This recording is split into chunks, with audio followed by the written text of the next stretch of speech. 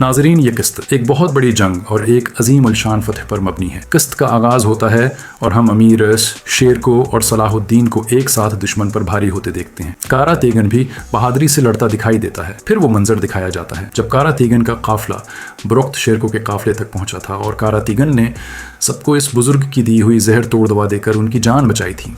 उधर जातलियों भी बेरहमी से मुसलमानों को काटता चला जाता है। उसी दौरान इमारले को ख़त वसूल होता है जिसमें नूरुद्दीन के हरीम किले को फतह करने का पैगाम दिया होता है। उधर हरीम किले में नूरुद्दीन अल्हम्दुलिल्लाह का नारा लगाते हैं और शाम वापस जाने का ऐलान करते हैं। दूसरी जानिब जंगी फ़ौज तकबीर बुलंद करती है और सलीबी पसपा होना शुरू कर देते हैं। लादी गाय भी जान बचाकर भागता है और बालन अपनी शिकस्त को करीब से देखकर दूर निकल जाता है। दूसरी जानिब जौहर शहवार को जंगी हालत से आगाह करता है और ये भी बताता है कि सलाहुद्दीन का अगला हदफ काहिरा है। कामिल रोते हुए अपने बाप के आगे इल्तिजा करता है कि तख्त छोड़ दे, मगर वो किसी सूरत तख्त छोड़ने पर राज़ी नहीं होता। कादी फाजिल शेरको और सलाहुद्दीन का इस्तकबाल शहर के बाहर गर्मजोशी से करते हैं। वो उन्हें खबरदार करते हैं कि सामने नज़र आने वाले काजी फाजिल के चंद वफादार सिपाहियों के अलावा शहर के अंदर एक बड़ी ताकतवर फ़ौज मौजूद है। शहवार के सिपाहियों के पास जाकर सलाहुद्दीन ऐलान करते हैं कि ये ज़मीन मुसलमानों की है और भाइयों का खून बहाना जायज़ नहीं। लेकिन शहवार का कमांडर किसी भी किस्म की मफाहमत पर राज़ी नहीं होता।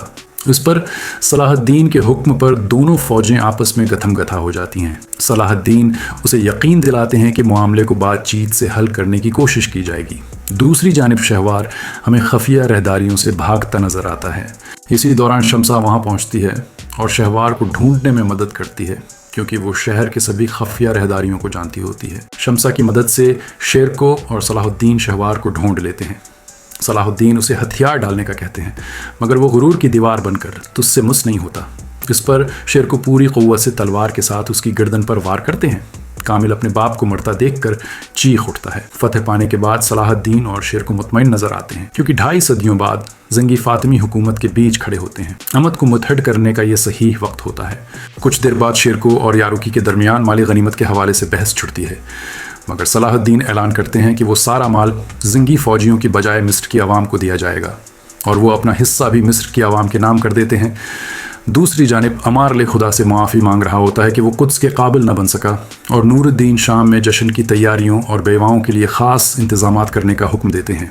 मौजूद मिस्र के लिए वज़ीर के इंतखाब का पूछता है, जिस पर सुल्तान सोच में पड़ जाते हैं।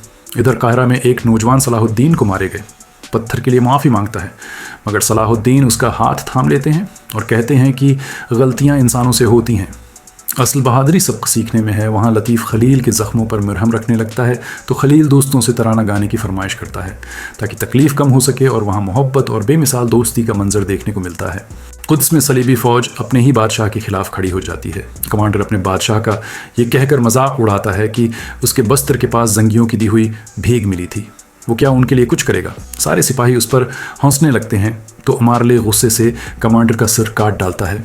इस पर सलीबी और ज़्यादा मुश्ताइल होने लगते हैं। दूसरी जानिब काहिरा में काजी फाजिल और सलाहुद्दीन शेरको को कायल करने की कोशिश करते हैं कि लोगों का दिल जीते बगैर तख्त हासिल करने का कोई फ़ायदा नहीं, उसके लिए उन्हें खलीफा की ज़रूरत है। उधर जौहर का आदमी खबर लाता है कि खलीफा शेरको की बजाय यारोकी को वज़ीर का दर्जा देना चाहता है। जौहर ये सुनकर खुश हो जाता है कि जंगी अपने ही जाल में फंस गए हैं।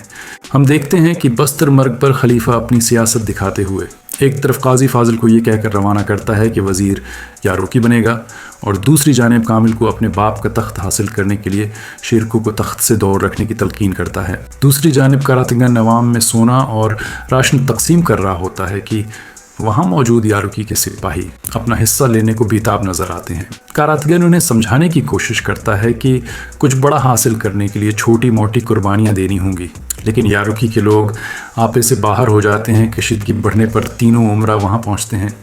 यारुकी गुस्से से शेरको से कहता है कि उसे किसी का वो अपने हौसले से दस्तबरदार करने का हक नहीं। शेरको उसे पुरस्कून होने का कहते हैं, लेकिन वो और भड़क जाता है।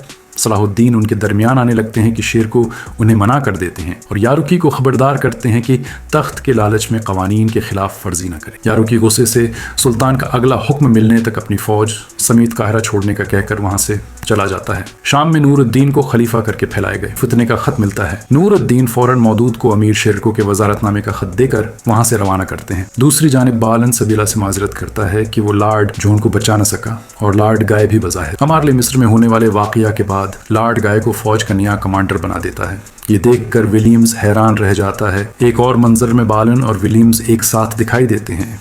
सबीला के वहां पहुंचने पर विलियम्स कहता है कि उसके ख्याल के मुताबिक लॉर्ड जॉन का कातिल लॉर्ड गाय है। दूसरी जानिब जमशीद मेला को चोरी छपे काहिरा से निकालने के लिए बगीर आता है कि मेला अपने सामने काजी फाजिल और शमसा को देखती है।